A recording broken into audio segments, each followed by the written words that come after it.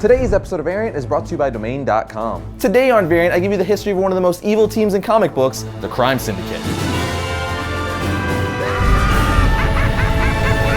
Welcome to Variant, where we love comics more than I enjoyed New York Comic Con. I'm your host, Arris. Since we are already halfway through Villains Month here at Variant, I wanted to talk about more than one villain. I wanted to talk about a team of villains. And I think the Crime Syndicate is one of the best villain teams out there. Plus, they recently made an appearance in DC's New 52 Forever Evil storyline. But that's enough talking about them. Let's actually talk about them.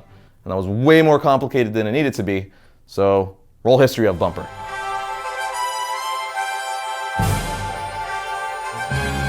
The Crime Syndicate are teams of fictional supervillains from one of DC Comics' parallel universes, who are the evil counterparts of the Justice League of America, created by the legendary writer Gardner Fox and artist Mike Sekowsky. The original team was specifically known as the Crime Syndicate of America and sometimes abbreviated as CSA. The first superpowered Crime Syndicate team appeared in Justice League of America Volume 1, Issue 29 in August of 1964. Years later, in Justice League Quarterly Issue 8 in 1992, Mark Waid, Rod Wiggum, and Romeo Tanghal created the new conglomerate. The team appeared to be emulating the JLA, which resulted in referring to them as a post-crisis crime syndicate, though the Quardians were not human beings. Also shown in the same issue is a Quardian version of the original Syndicate members who are seen on a computer screen. Then you have another incarnation of the team known as the Crime Syndicate of America. Now, saying that aloud, it sounds like the same exact name, but America is spelled with a K and not a C. This version of the team first appeared in the 2000 JLA Earth 2 graphic novel. And then, of course, more recently, the New 52 gave us our newest version of the team in DC's New 52 Forever Evil storyline, written by the great Jeff Johns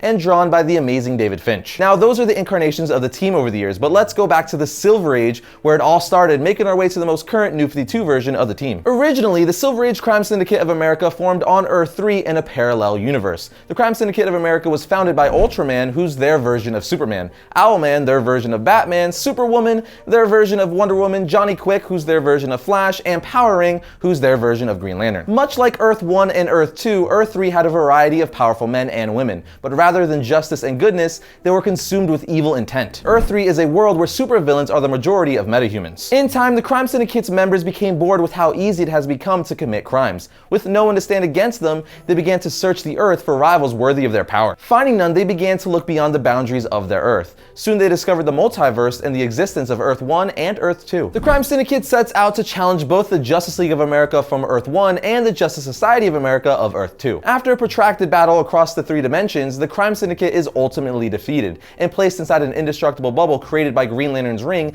inside the limbo between the multiple Earths, with warning signs in multiple languages warning beings passing through the dimensional limbo not to free them. Moving along, we have the Quardian Syndicate, which is post-crisis on Infinite Earths. Claire Montgomery, the ex-wife of Maxwell Lord, was seeking to rebuild the superhero team she founded, the Conglomerate. She ends up hiring a metahuman named Norman the Doorman to open up a portal to another dimension, where she sees what looks to be heroes helping people out of natural disasters. Claire convinces them to act as the new Conglomerate for her in a charity athletics competition with Justice League International. The team is made up of Deadeye, Fiero, Frostbite, Elastaman, Element Man, Scarab, and Slipstream. During the course of each of the matches, the members of the new Conglomerate exhibit a little more brute force in what are supposed to be friendly matches, which begins to worry Claire. It was later revealed that a group of Quardians mimic the looks and powers of 5 Leaguers. Hal flies off to warn the team about this and manages to get there in time to help them against the Conglomerate, who reveal their true nature. Claire gets Norman to open another portal back to Korg, and the League manages to get them back into the portal. This was the first post-crisis mention and appearance of the Crime Syndicate, although in later stories the Quardian versions were forgotten and never mentioned again. Then the modern age version of the Syndicate takes place in the Antimatter universe. This is a much darker place than the previously known Earth 3.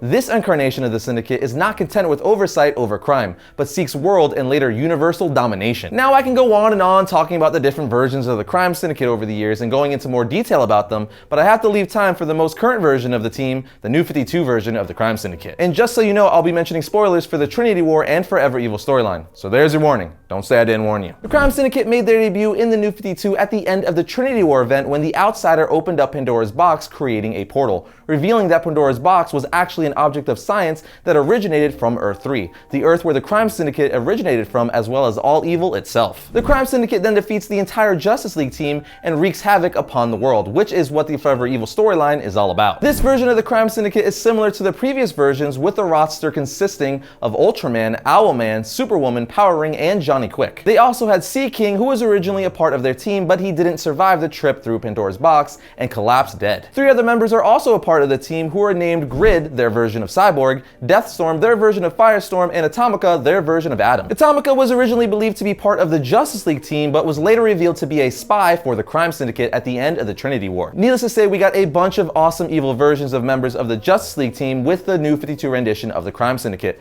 My favorite probably being Mazaz, who's the doppelganger to Shazam, and he's also the New 52 version of Alexander Luthor. One really cool thing about him, besides him having the powers of Shazam, is that he can steal powers of other superhumans, and he does this to Johnny Quick and steals his super speed before killing him. Alexander also states that he has stolen powers from other Crime Syndicate members such as Hawkwing and Will Batston, possible Earth 3 versions of Hawkman and Billy Batson / Shazam. The New 52 also gave us origins for each member of the Crime Syndicate, but I'll save that for future episodes, as most of them deserve their own Wednesday episode or one-shot. Something that isn't really related to their origins, but is still cool nonetheless, is that Ultraman is powered by kryptonite. So it's his version of the Yellow Sun, and in the New 52, we even see him crushing it into powder and inhaling it like a crack addict. As for the Crime Syndicate's powers, they're very similar to the Justice League powers, with little changes here and there, so I don't think I really need to go into much detail about it. But now you all know what time it is. It's time for some reading recommendations for the Crime Syndicate. You have JLA Earth 2, JLA Omega, Syndicate Rules, Secret Society versus the Crime Syndicate, and Secret Society of Supervillains issue 13 through 14, and the Forever Evil storyline, just to name a few. When you buy a domain name from domain.com, you get the power to influence and control what people find when they search for you online. No domain extension will help you tell your story like a .com or .net domain name. Domain.com is affordable, reliable, and easy to use. The guys at domain.com gave Arris an awesome offer. Get 15% off domain.com's already affordable domain names and web hosting when you use the coupon code VARIANT at checkout. So when you think domain names, think domain.com.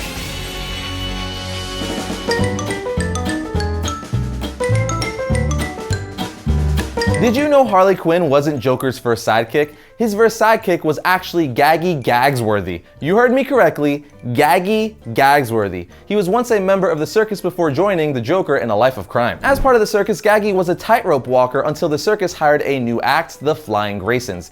Gaggy was then sent to be a clown and part of the freak show, which he resented greatly. During an act in which Gaggy lashed out on one of his fellow clowns, he caught the attention of the Joker, willing to kill anyone for laughs. Gaggy teamed up with the Joker, becoming Joker's answer to Robin. Together they committed many crimes using gags and props, but of course they were eventually sent to jail after being defeated by Batman and Robin. After the Joker lost it one day and killed 6 other inmates, Joker was sent to Arkham Asylum and Gaggy was left in prison. Once released, years later, Gaggy returned to their old lair, ready to continue his life of crime with the Joker. But he soon learned that the Joker had a new sidekick, Harley Quinn. He believes Harley has changed the Joker from a fun-loving clown prince of crime into a psychopath. First up for Wednesday, October 21st, we have Martian Manhunter issue 5. The Epiphany invasion plan kicks into high gear when the Martian moon Phobos falls into Earth's orbit, and Mr. Biscuits takes flight. Here we have the Uncanny Inhumans issue 1. Medusa, Black Bolt, Triton, Reader, Human Torch, Beast, and so on. It's 8 months later, and everything is different for the Inhumans. And finally, we have Justice League issue 45. In the aftermath of the cataclysmic events of Justice League issue 44, members of the League have gained great power and the powers of the gods, but it's at a great price. And that'll do it for today's episode of Variant. But remember, you can always like our Variant Facebook page to keep up with the show and all things comic related. You can also follow Variant on Twitter at Variant Comics or me on Twitter at Arris_Quinones. And if you like what you see, be sure to subscribe to our channel. I'll see you guys next week when I talk about all things comics. Has it got ankle pivot too, or? You got a little bit of the side. A little bit, okay. See how it goes from side to side. Yeah, there, okay. And then up and down. So you got some of that as well. You'll have some interchangeable hands. Cool. You're gonna get like crazy specific accessories for their powers. Like Deadman comes with a little piece where he possesses other figures. You can kind of put a thing on top.